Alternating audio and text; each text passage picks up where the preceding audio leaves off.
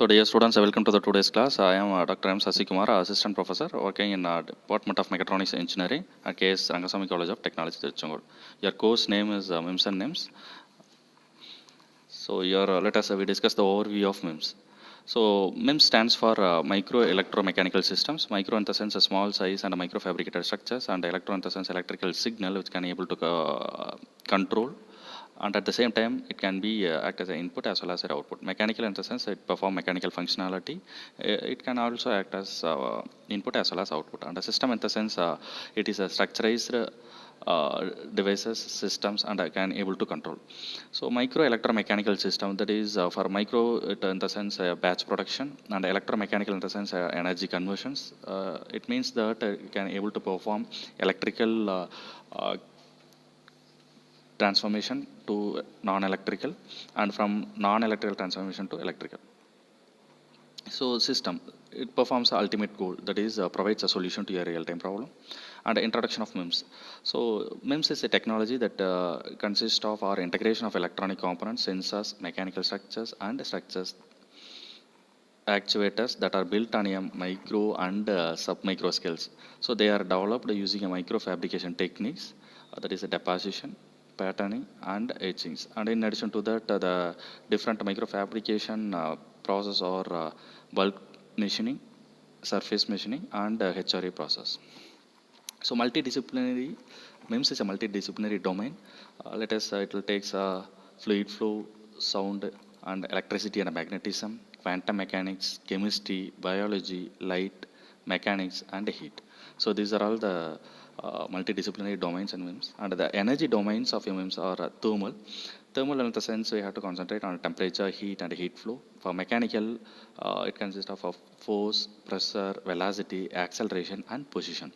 For mechanical, it is can able to check the concentration of a solution, pH level, and reaction rate. For magnetic, field intensity, flux density, and magnetization. For radiation, intensity, wavelength, polarization, and phase. For electrical, we can able to predict the voltage, charge, and current. So MUMS, in the sense that is, have to concentrate on the size of the devices.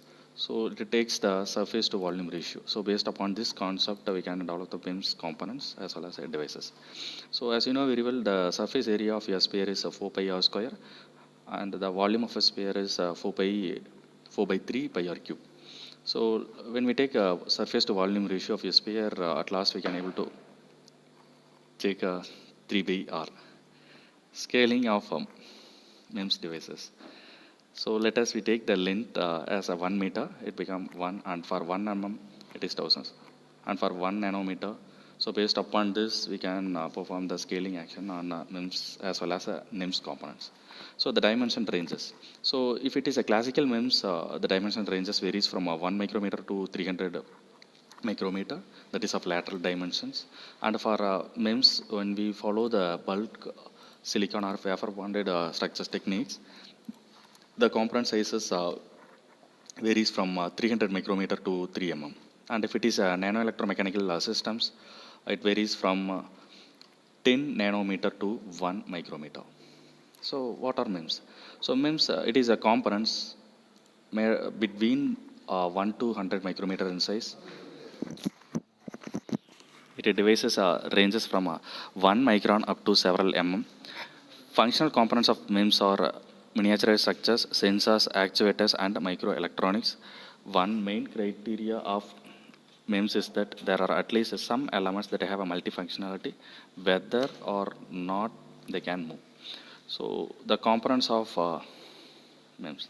So microelectronics, microsensors, microactuators, microstructures. So microelectronics in the sense act as a brain that it can perform the process, and at the same time it can accept the data from microsensors. And for microsensors, it will constantly gather the data from the surroundings. And the actuator, it can act as a trigger to activate external devices. And for microstructures, it is of extremely small in size, built on a surface of a chip. So what are the benefits of MIMS? So minimize energy and materials used in manufacturing, redundancy and array, integration with the electronics, reduction of power budget, faster device, increased selectivity and sensitivity, exploitation of new effects through breakdown of a continuum theory in the microdomain, cost per performance advantages, that is improved reproducibility, improved accuracy and reliability, minimal invasive.